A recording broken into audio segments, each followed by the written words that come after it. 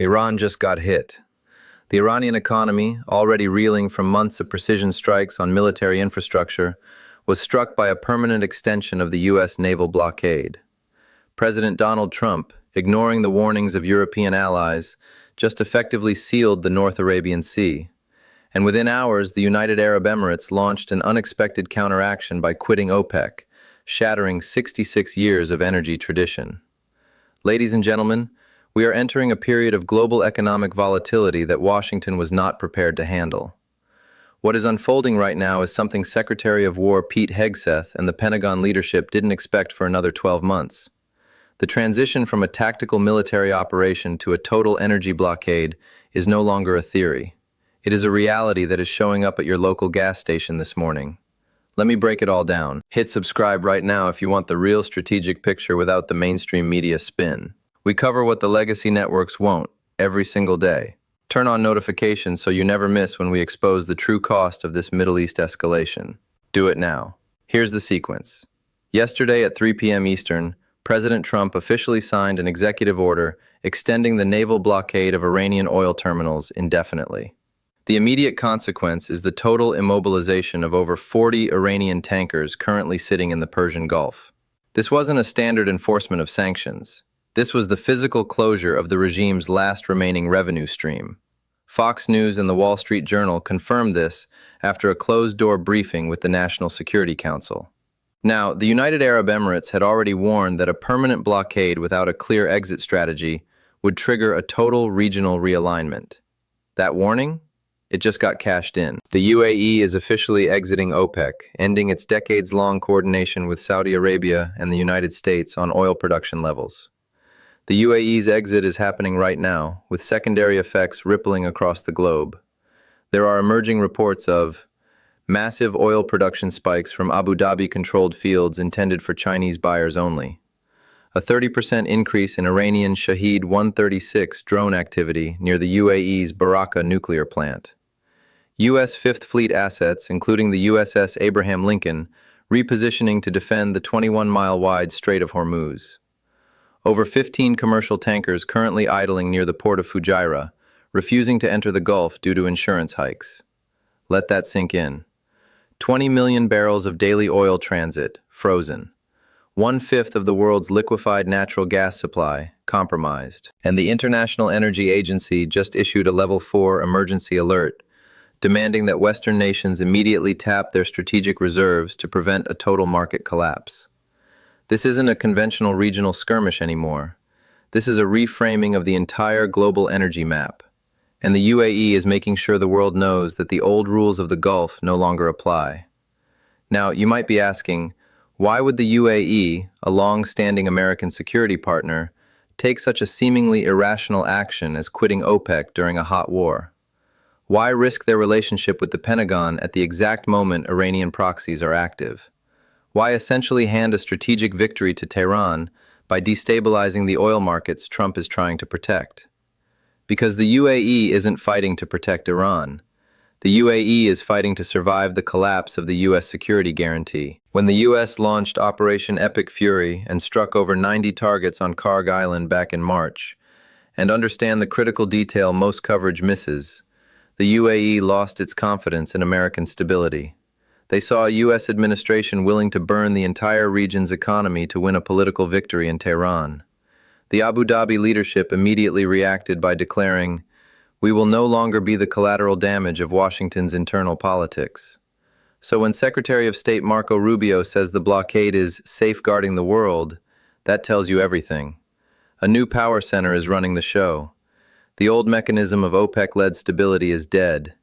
And the UAE has decided this is their 1973 oil embargo moment, a total strategic pivot away from Western reliance and toward independent survival.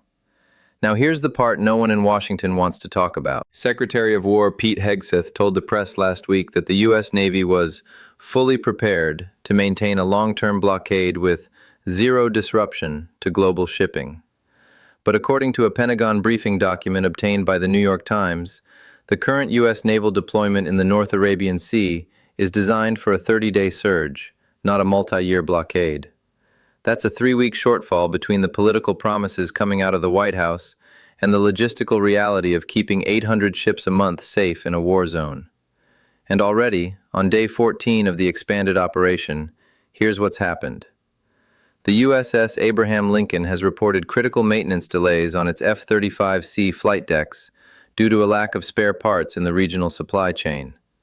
The Wall Street Journal reported that 3 Iranian ghost tankers successfully bypassed U.S. censors and delivered 2 million barrels of crude to Syrian ports. Reuters confirmed that the Pentagon's mine detection systems failed to identify a new batch of Iranian-made acoustic mines near the Ras Tanura terminal in Saudi Arabia.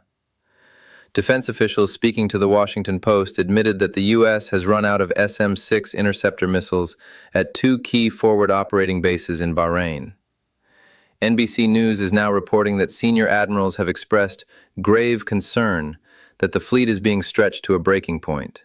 They're failing in too many places, too fast and too unpredictably, and the Pentagon simply can't keep up with the pace of Iranian asymmetric warfare.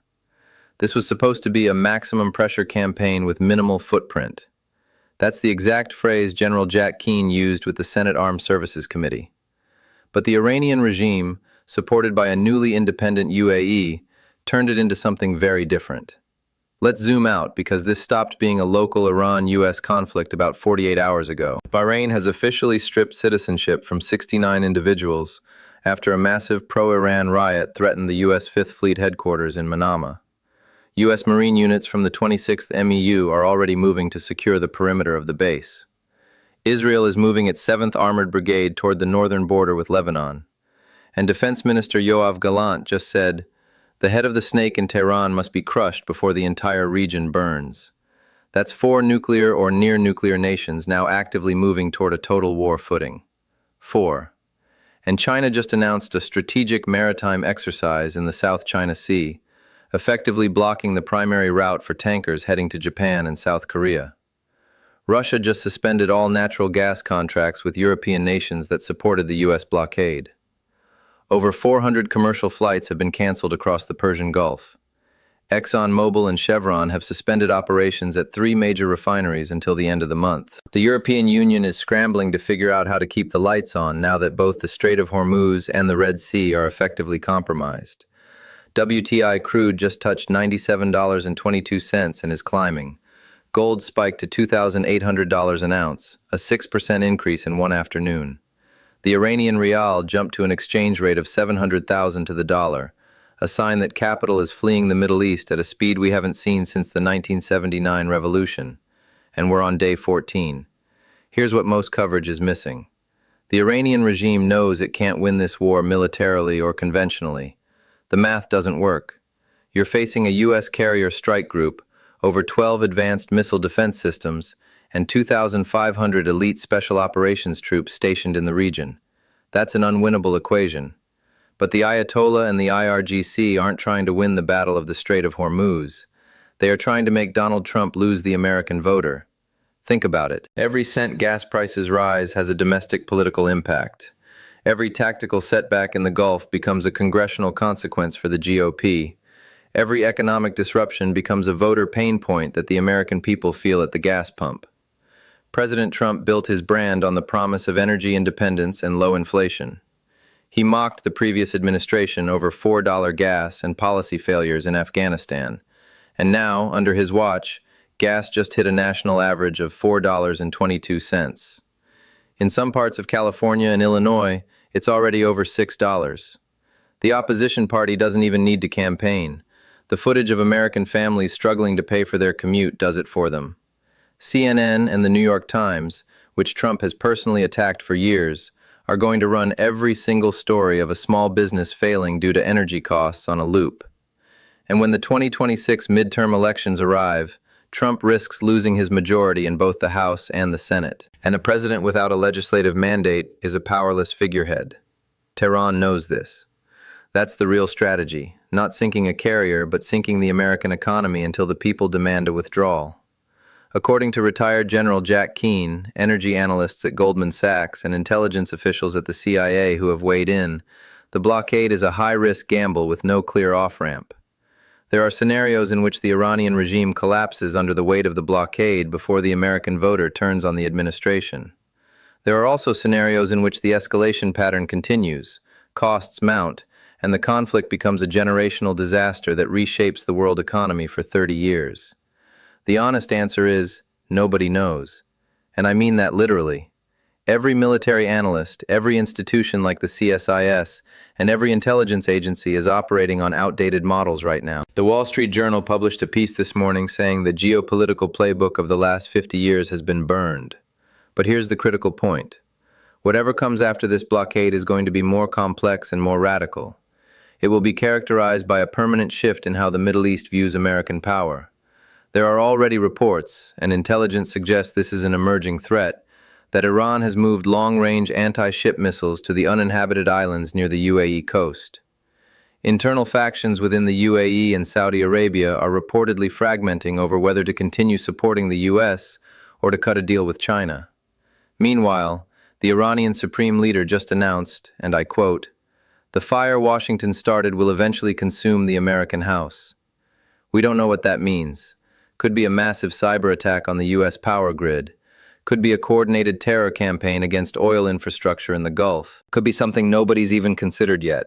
Because when a regime decides it has nothing left to lose, when it fights not for a surface goal but for legacy and honor, every red line disappears. Every calculation goes out the window, and every prediction becomes worthless. We are witnessing something that will reshape the Middle East, the American economy, and the global security order for a generation. And we're only 14 days in.